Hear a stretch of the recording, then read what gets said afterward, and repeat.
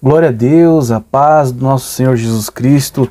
Seja bem-vindo a mais uma aula, onde nós estamos aqui aprendendo sobre a vida de Jesus e tem sido muito abençoador.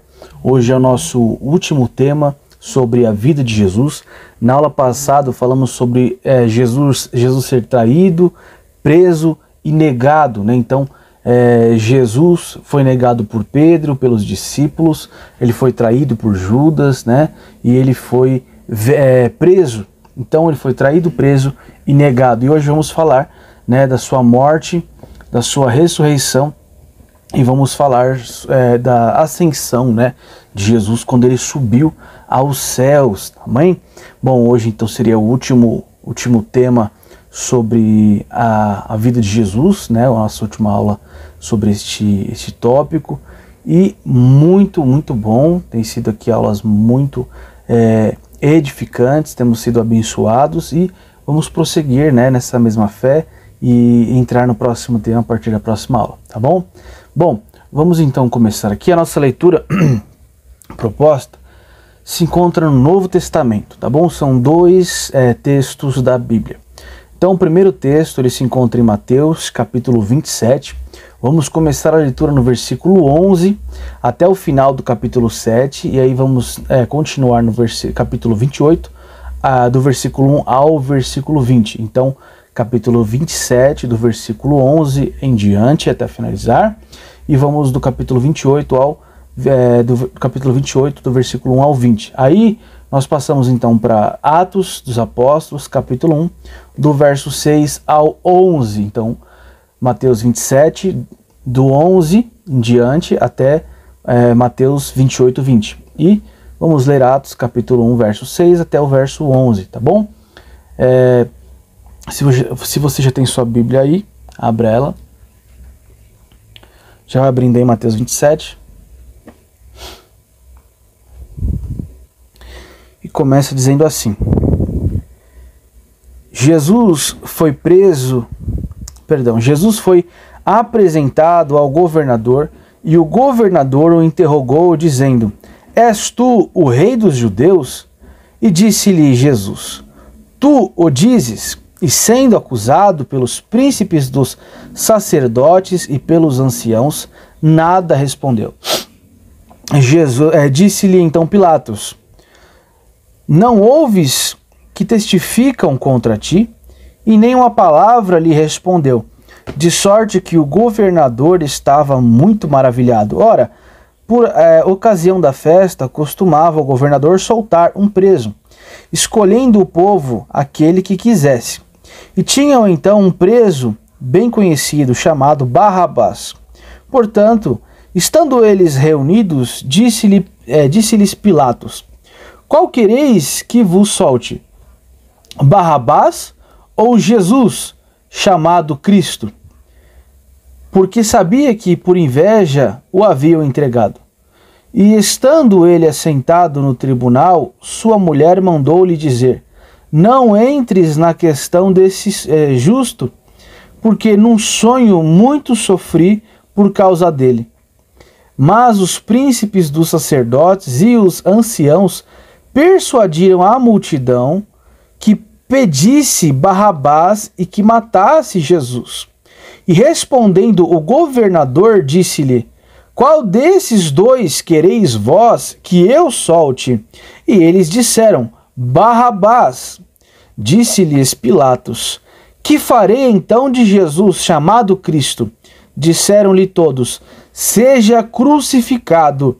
E o governador, porém, disse: Mas que mal fez ele? E eles mais clamavam, dizendo: Seja crucificado. Então Pilatos, vendo que nada aproveitava, antes o tumulto crescia, tomando água, lavou as mãos diante da multidão, dizendo: Estou inocente do sangue deste justo, considerai isso. E respondendo todo o povo, disse: O seu sangue caia sobre nós e sobre nossos filhos. Então soltou-lhes Barrabás e, tendo mandado açoitar a Jesus, entregou-o para ser crucificado.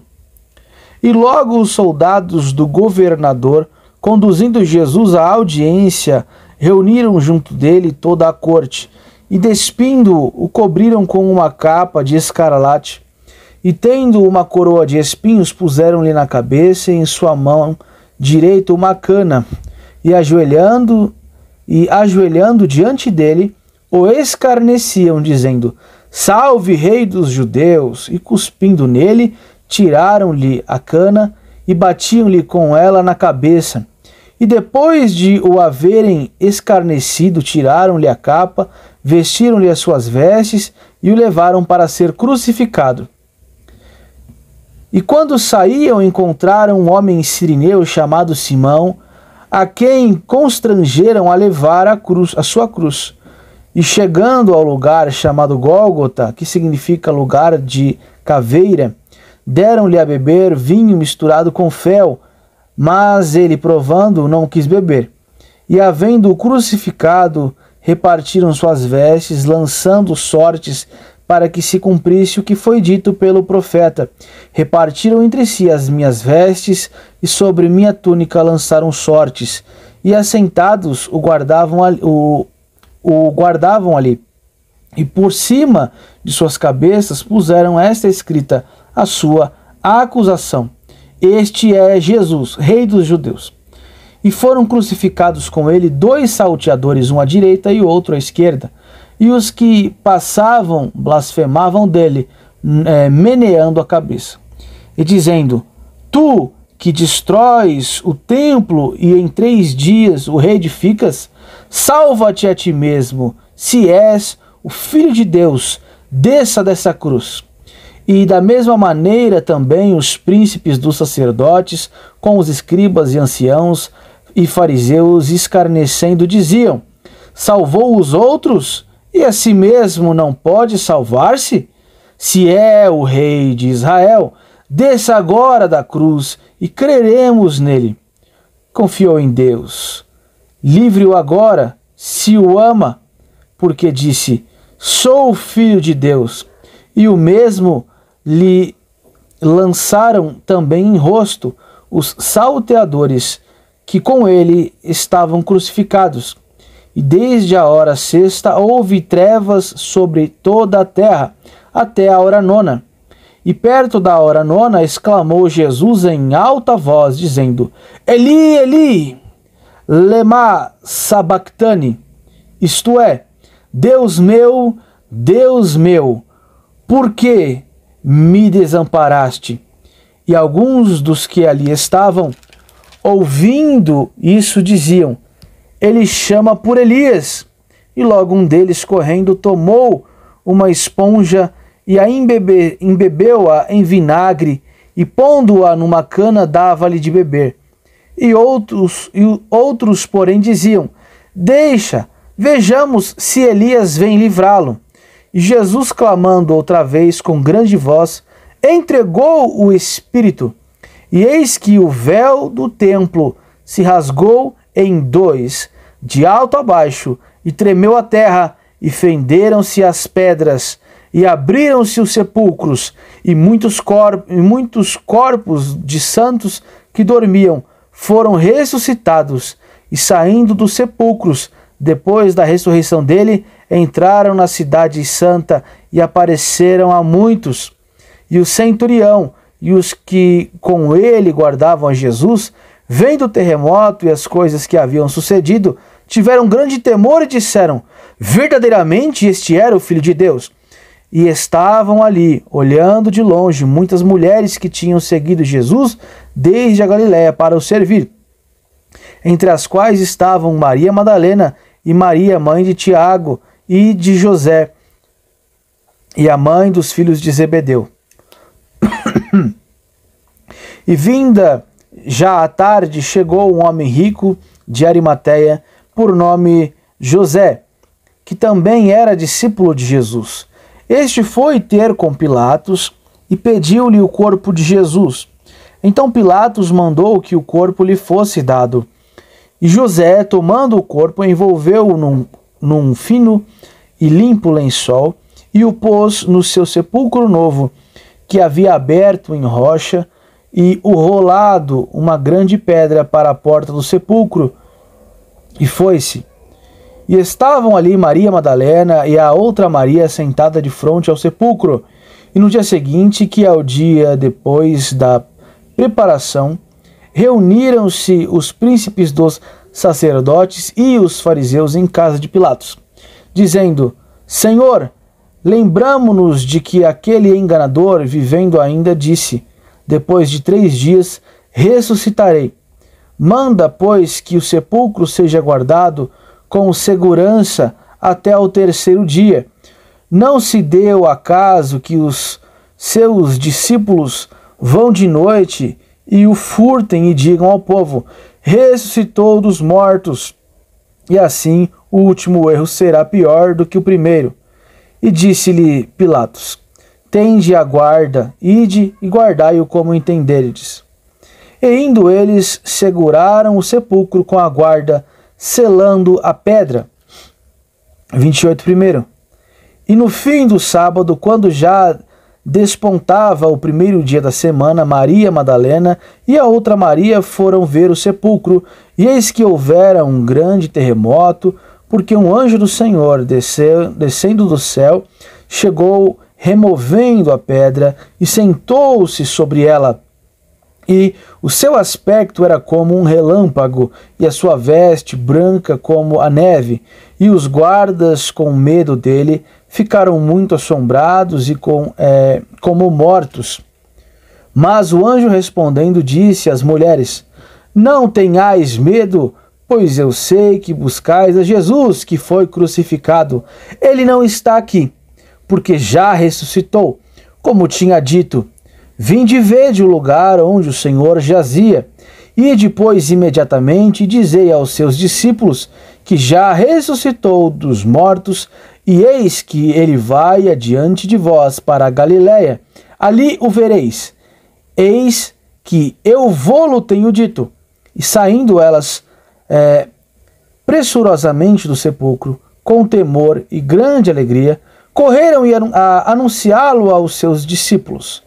E indo elas, eis que Jesus lhes sai ao encontro, dizendo: eu vos saúdo. E elas, chegando, abraçaram os seus pés e o adoraram. Então Jesus disse-lhes: não temais, ide dizer a meus irmãos que vão a Galiléia e lá me verão. E quando iam, eis que alguns da guarda, chegando à cidade, anunciaram aos príncipes dos sacerdotes todas as coisas que haviam acontecido. Glória a Deus, até o 20. E congregados eles com os anciãos, e tomando conselho entre si, deram muito dinheiro aos soldados, ordenando: dizei, vieram de noite os seus discípulos, e dormindo nós, furtaram a Jesus. E se isso chegar a ser ouvido pelo governador, nós o persuadiremos e vos poremos em segurança. E eles, recebendo o dinheiro, fizeram como estavam instruídos, e foi divulgado esse dito entre os judeus até o dia de hoje. E os 11 discípulos partiram para a Galiléia, para o monte que Jesus lhes tinha designado. E quando o viram, o adoraram, mas alguns duvidaram. E chegando-se Jesus, falou-lhes dizendo: é-me dado todo o poder no céu e na terra. Portanto, ide e ensinai em todas as nações, batizando-as em nome do Pai, e do Filho e do Espírito Santo, ensinando-as a guardar todas as coisas que eu vos tenho mandado, e eis que eu estou convosco todos os dias, até a consumação dos séculos. Amém. Glória a Deus. Vamos ler agora na sequência livro de Atos, capítulo 1, do versículo 6 ao 11. Amém? Vai dizer assim: aqueles, pois, que se haviam reunido, perguntaram-lhe, dizendo: Senhor, restaurarás tu neste tempo o reino de Israel? E disse-lhes: não vos pertence saber os tempos ou estações, porque o Pai estabeleceu pelo seu próprio poder. mas recebereis a virtude do Espírito Santo, que há de vir sobre vós, e ser-me-eis testemunhas, tanto em Jerusalém como em toda a Judéia e Samaria e até os confins da terra. E quando dizia isto, vendo eles, foi elevado às alturas, e uma nuvem o recebeu, ocultando-o a seus olhos. E estando com os olhos fixos no céu, enquanto ele subia, eis que junto deles se puseram 2 varões vestidos de branco, os quais lhes disseram: varões galileus, por que estáis olhando para o céu? Esse Jesus que dentre vós foi recebido em cima no céu, há de vir assim, como para o céu o vistes ir. Glória a Deus, que bênção, né? Então, essa passagem ela é muito poderosa. Deixa eu ver se a gente leu tudo. Era Atos 1, do 6 ao 11, né? Glória a Deus, tá certinho. Então, muito texto, né, para nossa leitura.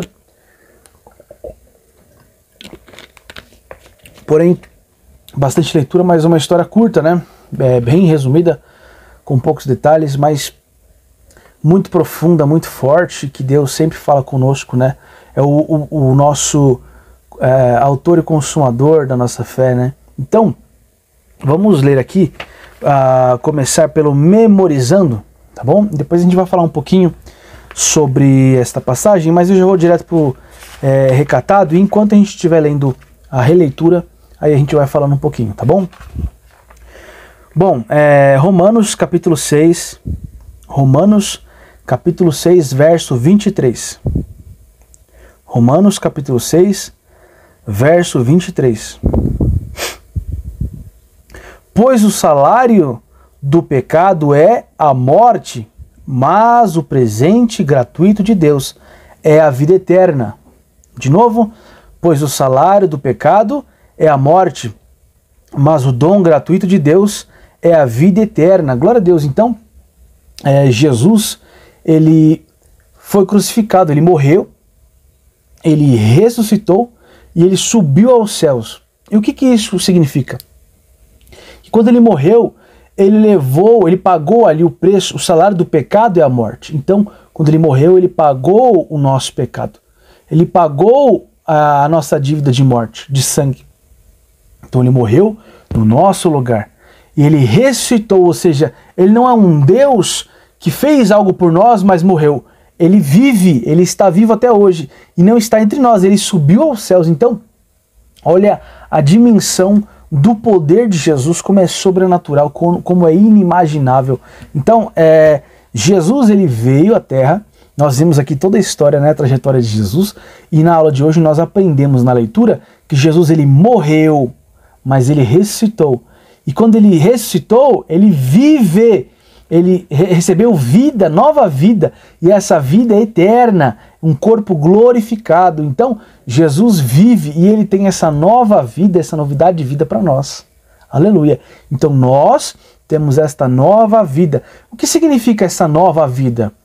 Ora, a nova vida é ser uma nova criatura de Deus, ser um filho de Deus.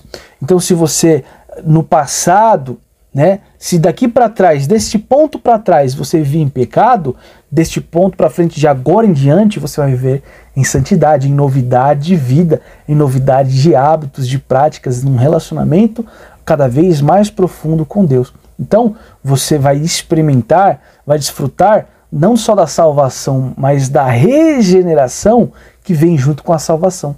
Então, o Senhor, ele vai te regenerar de todo o pecado. E você vai viver uma nova vida, livre do pecado e livre da morte. Não é isso? Então, eu não vou morrer, né, nesse mundo, né? Que eu falei livre da morte. Então, livre do pecado porque você vai receber uma nova vida. E essa nova vida é uma nova vida que é uma nova chance, é uma nova forma de viver nesse mundo. E ela é completa quando nós morremos na terra, nós continuamos vivendo eternamente. E essa nova vida está falando da salvação. Quando a gente fala vida eterna, é salvação. Quando a gente fala de morte, eterna na Bíblia está falando da condenação eterna. Ou seja, livres da morte, porque a morte é a condenação do pecado. Nós seremos mortos, mas não só morte nessa vida, mas na posterior. A morte eterna significa uma condenação, um sofrimento eterno. E a vida eterna significa absolvição, perdão, rendição eterna. Então, eternamente seremos absolvidos e estaremos desfrutando da graça de Deus. O que é a graça de Deus? É um favor imerecido, ou seja, a graça de Deus é o favor que Deus fez por nós e nós não merecemos. Em vez de ser condenados, nós morarmos com Ele num lugar de paz, de alegria, num lugar tranquilo. Amém? Então, isso é muito forte, porque Jesus, ele morreu. Quando ele morreu, nós fomos mortos com ele. O nosso pecado foi morto com ele, o vício foi morto com ele. Então nós não precisamos mais. Você tem que olhar para esse pecado, você tem que olhar para esse problema, para essa doença e falar: eu não preciso de você na minha vida. Você não tem direito de estar na minha vida. Você é enfermidade, você é problema, você é vício. Você não tem o direito de estar na minha vida. Lá na cruz, Jesus morreu, ele ressuscitou. E eu fui morto, o meu pecado morreu comigo naquele dia na cruz. E hoje eu estou vivo, vivo com Jesus. Por isso que Paulo fala: não vivo mais para mim, mas vivo agora a vida de Cristo. Cristo vive em mim. Amém? Glória a Deus. Então vamos continuar aqui. Tem uns trechos aqui que eu gostaria de ler, que diz assim: em Jesus recebemos sem dar nada em troca vida nova e liberdade para sermos amigos de Deus novamente. Então, em Jesus nós recebemos a nova vida e liberdade para sermos amigos de Deus. Então, quando vivemos em pecado, nós vivemos numa vida velha, né? Na velha prática da carne. Nós vivemos dominados, escravizados pelo pecado. E isso, o pecado, o nosso patrão pecado, nosso senhorio, o pecado que nos escraviza, nos impede de servir a Jesus com um coração sincero. Ele nos impede de nos relacionarmos com Jesus numa íntima amizade, num relacionamento de pai e filho. Então, quando Jesus ele morreu por nós, ele já fez essa obra e agora nós precisamos aceitar, orar ao Senhor dizendo: Senhor, eu recebo este sacrifício, eu recebo esta obra de Jesus. E ela é de graça, você não precisa fazer nada em troca. O que eu posso dar? O que eu posso dar para Jesus? O que eu posso oferecer para Jesus para eu receber essa libertação do pecado? Para eu receber esta nova vida, essa nova oportunidade de viver sem essa escravidão, esse peso, essa culpa do pecado. Como que eu consigo isso? Você não tem que dar nada, não tem nada, nenhum dinheiro, não tem nada que você possa fazer. A única coisa que você tem para dar é o seu coração. Então, você vai dar o seu coração, mas você não vai receber em troca do seu coração. Você recebe de graça,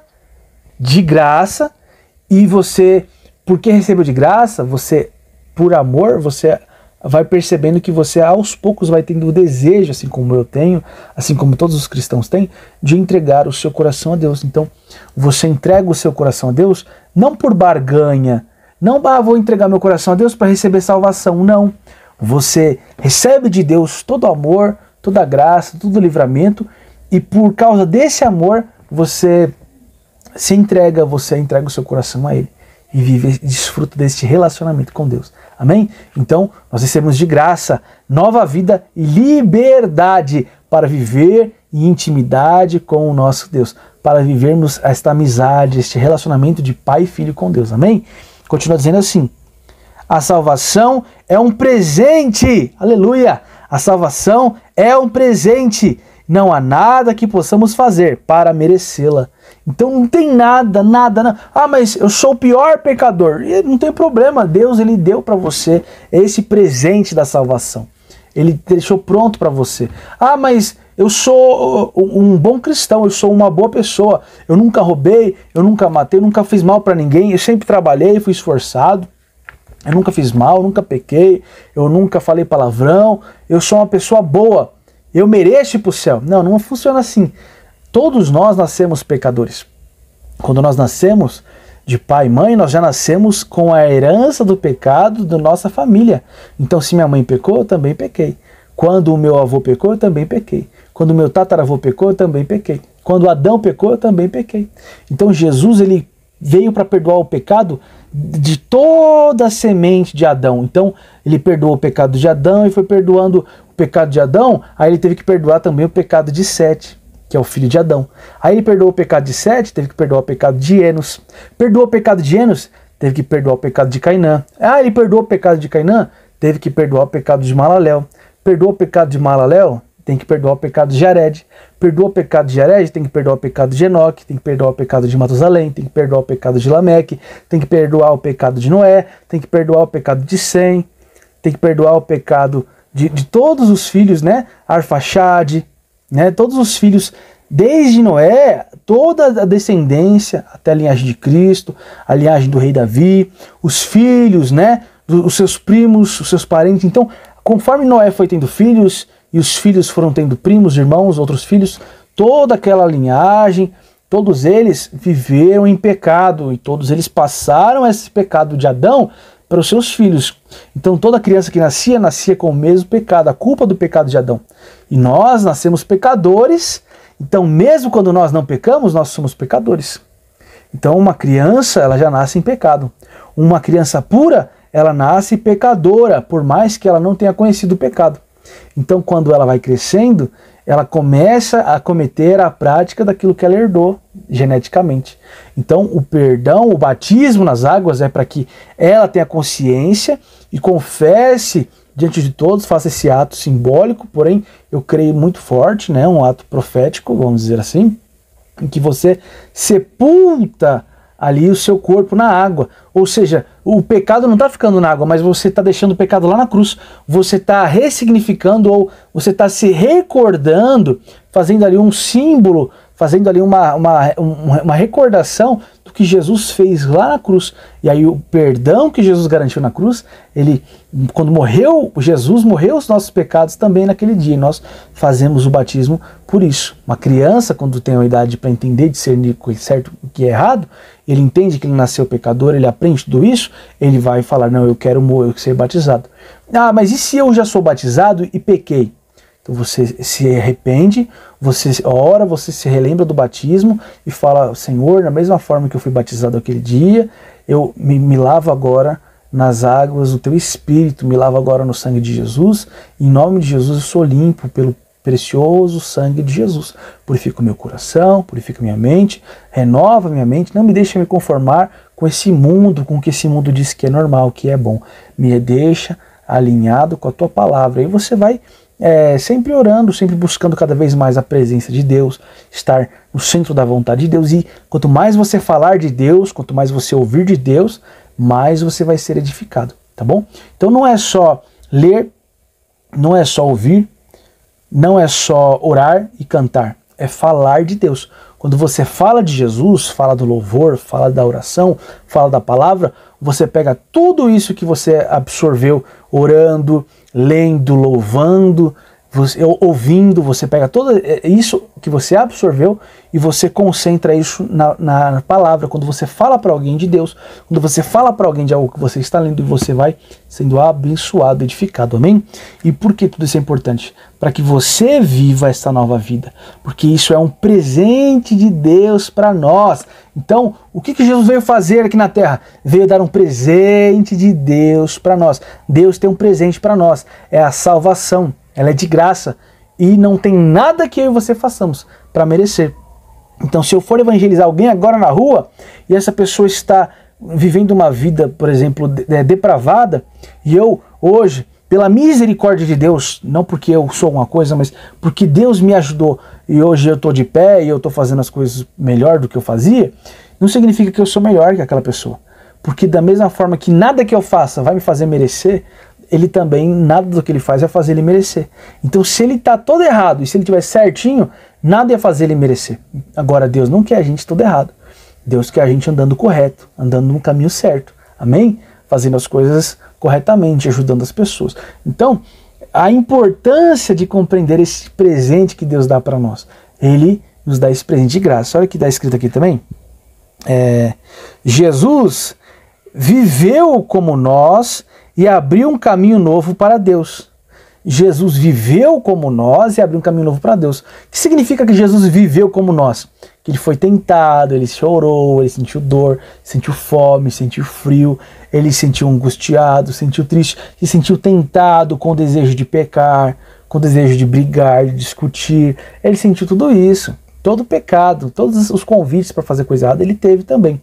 Mas ele escolheu obedecer ao Senhor, dizer não para as coisas erradas, e ele fugiu da parede do mal. E porque ele fez isso, ele cumpriu o propósito de Deus na vida dele, que era criar um novo caminho para chegar até Deus. E quem é esse caminho? Jesus é o caminho. Amém? Olha aqui, Jesus é o caminho e Jesus é a vida. Glória a Deus, Jesus é o caminho e Jesus é a vida. Então, por causa do seu sacrifício, temos salvação e comunhão com Deus restaurada. Por que comunhão com Deus restaurada? Porque quando Adão e Eva pecaram lá no Jardim do Éden e foram expulsos do jardim, a nossa comunhão com o Senhor, ela foi perdida. E ela tinha que ser resgatada, restaurada, regenerada. Então, Adão todos os dias passeava com Deus pelo jardim. Deus vinha até a terra, Deus caminhava com Adão pelo jardim e conversava com ele, conversava com Eva, tinha a intimidade e relacionamento com eles. Mas quando eles pecaram, isto foi perdido. E aí Jesus ele resgatou esse relacionamento, esta proximidade entre nós e Deus. Então, aqui vai dizer assim, olha que forte, vamos ler de novo. Por causa do sacrifício de Jesus, temos salvação e comunhão restaurada.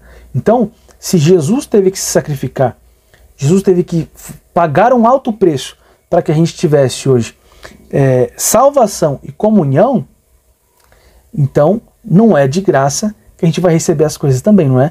Como assim não é de graça? Eu tenho que pagar? Não estou falando de pagar.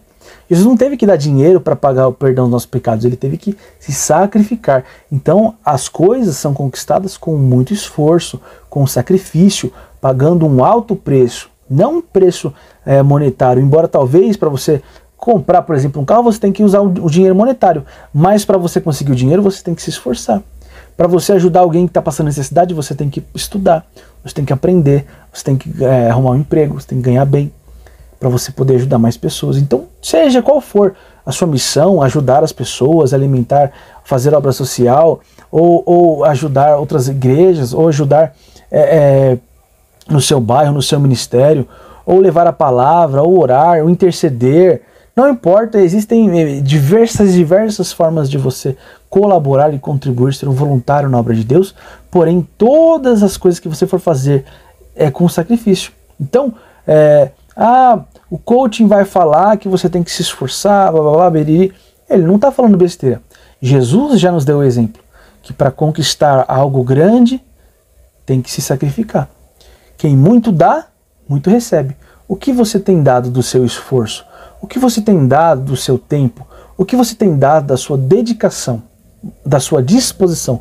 Você tem estado disponível para Deus em oração? Você tem estado disponível para Deus em jejum, em louvor, em adoração, em estudo da palavra, em obra social? Você tem estado disponível para Deus, estando disponível ao seu líder, ao seu pastor, sua pastora, ao seu ministério, à sua igreja, ao bairro que você mora, à sua sociedade? O que você tem feito? Amém? Então é muito forte isso. Então Jesus ele nos deu um presente, que é a salvação e a comunhão com Deus restaurada. A vitória sobre o pecado e sobre a nova vida de Jesus, que Jesus nos dá. Então nós recebemos vitória sobre o pecado e recebemos uma nova vida que Jesus nos dá. Então a vitória sobre o pecado, isso é triunfante, isso é glorioso, isso é esplêndido, isso é maravilhoso. Você receber vitória sobre o pecado. Sabe o que significa isso? Significa que o pecado é o que fazia a gente ser condenado. Porque o salário do pecado é a morte. Então o pecado ele te fazia pecar e pecar e pecar. E você era um escravo do pecado, aprisionado pelo pecado. E aí Jesus vem e ele dá um presente para mim e para você. Ele fala, olha, o presente é vitória contra o pecado. Meu Deus, que maravilhoso, como isso é esplêndido. Mas ele deu só isso? Não, aqui ó, ele deu mais. O que mais ele deu? Nova vida. Então Jesus nos deu vitória sobre o pecado e nova vida. Eu não sou mais escravo do pecado, eu não preciso mais pecar, e além disso, agora eu tenho uma nova vida. Agora eu não preciso mais me preocupar em não pecar. Agora minha preocupação é, que gostoso, eu vou poder orar agora um pouquinho, eu vou ter agora 5 minutos de intervalo para orar, eu vou ter agora meia hora para fazer uma refeição e para estar em comunhão com Deus, para cantar um louvor, para adorar a Deus, para orar em línguas, para me encher da presença dele. Então, vou passar todo o meu dia orando em línguas, vou passar todo o meu dia cantando louvores em minha mente, e você tem agora a preocupação que você tinha, não quero pecar, não quero pecar, não quero desagradar a Deus. Você foi liberto do pecado, e mais do que isso, você recebeu nova vida, e essa nova vida é de não viver mais no passado, não viver mais preocupado com o futuro, arrependido do passado, com remorso, com mágoa, mas você vai viver agora desfrutando do presente, da nova vida que Deus te deu, no relacionamento com Deus e com os cristãos em todo o mundo. Amém? Vamos fazer a nossa releitura para a gente encerrar? Vai dizer assim: após Jesus ser levado a Pilatos, os judeus pediram sua crucificação. Jesus foi maltratado, crucificado e morto no Gólgota entre 2 ladrões. Na sexta-feira que antecedia a Páscoa, esse era o dia em que o Cordeiro Pascal era sacrificado. Um homem chamado José de Arimateia pediu para sepultar Jesus. Seu corpo foi colocado em uma caverna fechada por uma pedra e guardada por soldados. No domingo, 3 dias depois do sepultamento, Maria e Maria Madalena foram visitar o túmulo de Jesus, mas chegando lá encontraram a caverna aberta e um anjo lhes disse que Jesus estava vivo. Elas correram para contar aos discípulos que Jesus havia ressuscitado, e quando no meio do caminho encontraram o próprio Jesus, que pediu para que os discípulos o encontrassem na Galileia. Glória a Deus, que forte. Os discípulos foram para a Galileia e lá encontraram Jesus. Ele deu aos seus amigos a autoridade sobre as enfermidades e espíritos malignos, e mal nenhum poderia lhes tocar. Além disso, ordenou-lhes a missão de levar as boas novas da salvação a todas as pessoas, testemunhando a respeito dele. Depois disso tudo, Jesus foi levado para os céus. E Jesus, sendo Filho de Deus, se esvaziou de si mesmo e voluntariamente se fez homem para assumir a dívida que era nossa, minha e sua. Ele nasceu, viveu, morreu e ressuscitou por nós. Derramou seu sangue na cruz, sofreu e foi humilhado, passou por tentações e dificuldades por causa dos nossos pecados. Fez isso porque nos ama, nós, o fruto do seu penoso trabalho. Vivendo, venceu todas as dificuldades, inclusive o pecado. Por isso temos a esperança da vitória e vivemos uma nova aliança com Deus. Viver a vida de Cristo implica em sacrifício e renúncia, obediência e temor, mas garante vitórias que nunca alcançaríamos por nós mesmos. Permitir que Ele viva por nós é apresentar diariamente a vida ao Pai e declarar-se dependente dEle e do seu amor.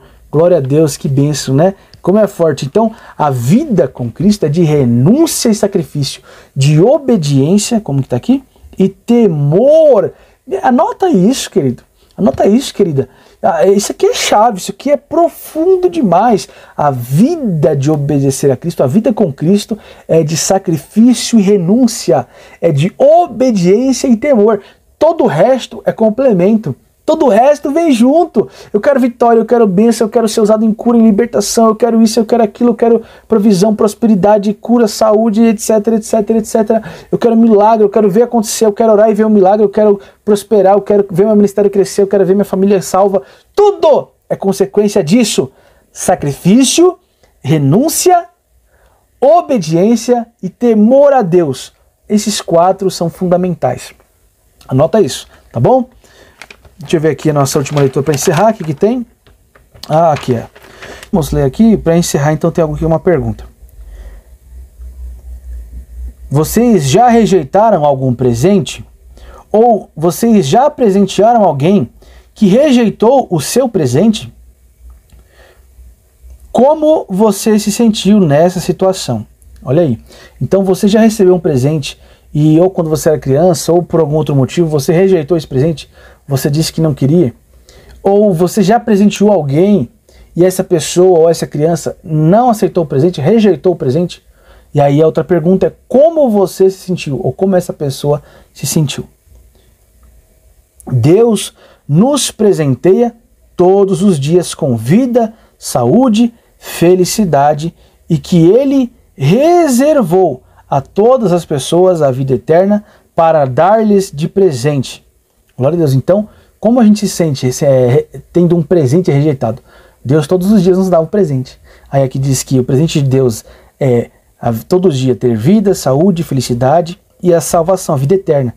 Então tudo isso está à nossa disposição, porque Deus nos ama. E como todo presente, a vida eterna precisa ser aceita. Ninguém recebe o presente por obrigação. Só aceitando o sacrifício de Jesus, podemos desfrutar da vida eterna com o Pai. Ela só existe se recebemos Jesus em nós. E você aceita o presente de Jesus? Você recebe o sacrifício que Jesus fez no seu lugar? Você recebe esse sacrifício? Você recebe Jesus em sua vida? Amém? E se não, como que você se sente quando alguém nega um presente? Não é isso? Um presente não pode ser recebido por obrigação, mas ele é recebido com amor, com alegria, de bom grado, de boa vontade. Amém?